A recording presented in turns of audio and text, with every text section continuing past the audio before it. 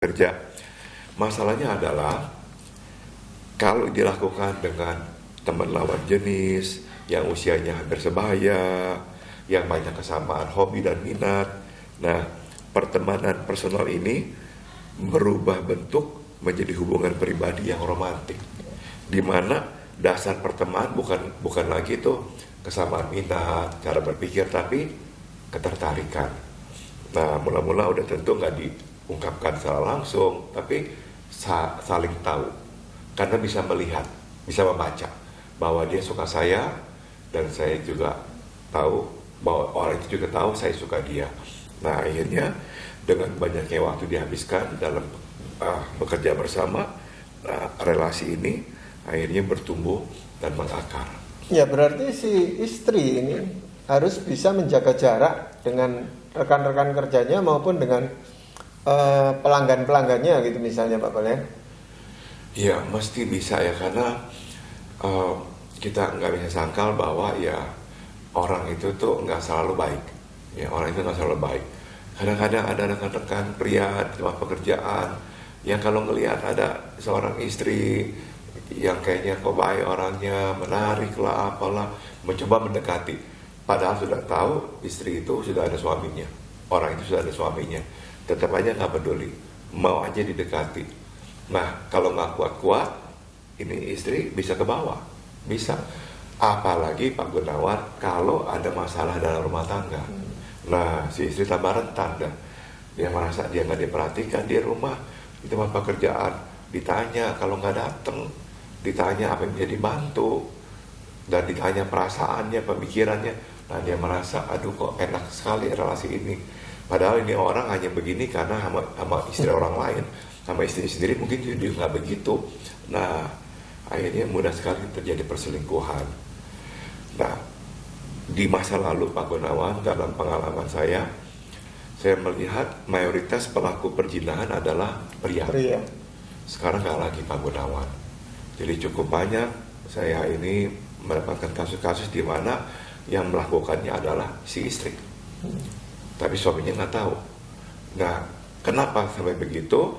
Ya, salah satu penyebabnya adalah karena banyaknya istri yang bekerja sekarang, sehingga kesempatan itu lebih terbuka luas, begitu. Tapi ada juga suami-suami yang sangat cemburu gitu, sangat cepat cemburu gitu Pak Pol, sehingga istrinya itu selalu dicurigai. Itu bagaimana ya Pak Pol? Ada suami yang kayak begitu, jadi nggak ada apa-apa sama sekali, itu dia udah cemburuan aja. Ada beberapa penyebabnya. Pertama, yang paling gampang adalah karena dia melihat istrinya memang menarik. Istrinya itu orangnya supel, enak diajak ngomong, dan dia tahu istrinya orangnya juga baik. Nah, dia tahu ini, kalau dia bukan suaminya, dia pun akan tertarik pada si istri ini. Jadi dia membayangkan orang-orang juga akan tertarik. Apalagi misalnya waktu masih sekolah dulu, istrinya itu tuh populer, banyak yang mauin. Nah, dia tambah takut, dia kayaknya lebih berkepentingan menjaga si istri itu. Tapi penyebab kedua adalah nggak ada kaitan dengan si istri, dengan diri dia sendiri. Memang dia nggak aman, dia sangat perlu perlindungan, pengakuan, rasa aman dari si istri, sebab dia memang nggak nyaman dengan dirinya sendiri. Nah, waktu istrinya kok kayaknya repot atau apa, dia panik. Dia merasa istrinya ini sekarang ini udah gak mencintai dia lagi. Jadi akhirnya dia mau tahu kenapa istrinya gak mencintai dia lagi. Padahal kan nomor satu, asumsinya keliru. Besar kemungkinan istrinya tetap mencintai dia. Nomor dua, asumsi yang keliru adalah dia beranggapan istrinya ada apa-apa, jadi mesti diikuti, diketahui apa yang dilakukan.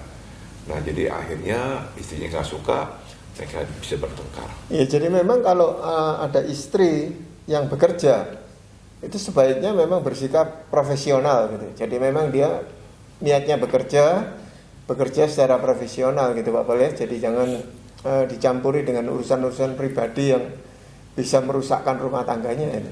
Harus jaga batas. Karena kadang-kadang teman kerja itu tuh seolah-olah ya nggak ada niat apa-apa. Yuk makan yuk, berdua yuk. Makan berdua, mula-mula mungkin bertiga berempat, yang lain nggak bisa, berdua aja yuk, lama-lama berdua terus, lama-lama bukan lagi lunch break, makan siang, akhirnya makan malam juga, nggak pulang dulu. Nah, dimulainya dari situ tuh akhirnya terjadilah perselingkuhan. Jadi istri yang bekerja di luar, termasuk suami juga sama ya, harus jaga batas yang jelas. Iya, tetapi memang masalah istri yang bekerja ini harus dibicarakan secara baik-baik antara suami istri, apalagi ketika Tuhan sudah mengaruniakan anak-anak di antara mereka. Kalau enggak memang berat sekali, Bapak. Ya, ya, jadi ya jangan sampai anak kita melihat kita berselingkuh. Ya, dalam pengalaman saya ada orang yang mengaku bahwa bukan saja ada orang melihat papanya berselingkuh, ada orang yang juga melihat mamanya berselingkuh dengan mata kepala sendiri. Saya nggak bisa kebayangin bagaimana bisa hidup dengan ikatan Kondisi itu ya. itu. Berat sekali itu. Iya. Jadi orang tua harus ingat bahwa kita itu tuh punya tanggung jawab yang sangat besar pada anak-anak kita. Iya. Apakah ada ayat firman Tuhan yang ingin Bapak sampaikan dalam hal ini? Amsal pasal 31 ayat 10 dan 30 berkata, istri yang cakap siapakah akan mendapatkannya? Ia lebih berharga daripada permata. Kemolekan adalah bohong dan kecantikan adalah sia-sia, tapi istri yang takut akan Tuhan dipuji-puji. Jadi kuncinya adalah takut akan Tuhan, Pak Gunawan. Ya.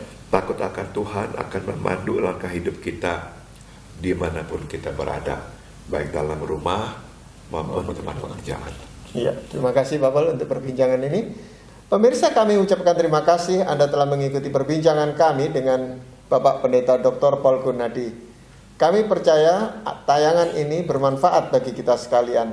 Dan bagi Anda yang berminat dan mau menyampaikan saran-saran ataupun pertanyaan-pertanyaan, silakan memperhatikan informasi yang berikut ini. Sampai jumpa, Tuhan Yesus memberkati.